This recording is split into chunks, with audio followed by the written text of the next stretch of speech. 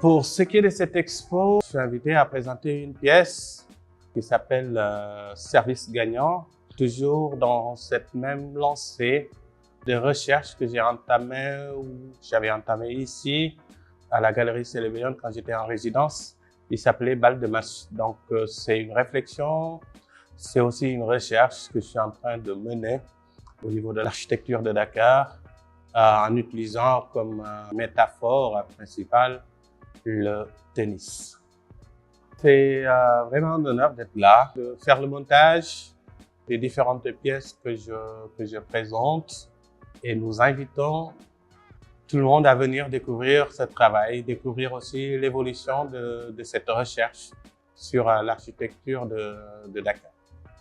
Alors en fait, dans cette expo, où il y a une forte présence de ce sport, le tennis, qui a été le point de départ dans les premières réflexions par rapport à ce sujet-là, sur l'architecture.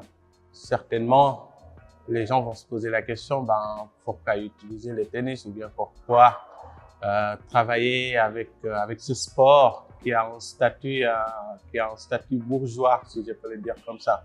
Alors, juste pour rappel, le tennis est arrivé au Sénégal pendant la période coloniale.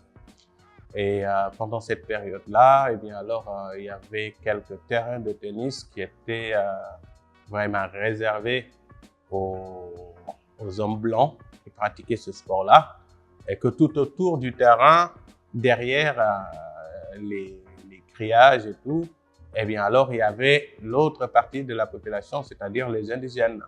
Alors, quand on regarde cette image-là, ça crée pour moi une sorte d'opposition entre deux éléments, entre deux groupes ethniques, si je peux le dire comme ça. Et que ce qui est marrant dans tout ça, c'est qu'à chaque fois que l'on jouait et que la balle sortait du terrain, c'est les autres qui ramassaient pour le remettre dans le terrain de jeu.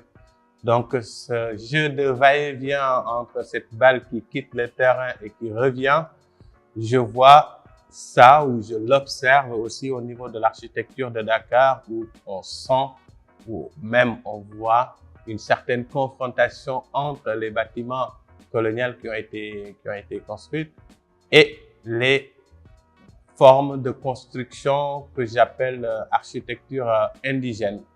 Donc, si on prend par exemple certains bâtiments comme le marché Kermel ou bien le marché Sandaga qui n'existe plus, c'est dommage, mais on voit tout autour une forme de construction architecturale faite par les marchands pour subsister, pour exister, pour essayer vraiment d'exister, quoi. Donc, cette forme de cohabitation, ce contraste entre les deux formes d'architecture, c'est ça qui m'intéresse en réalité. C'est ça qui me fait penser aussi à ce jeu, à ce sport.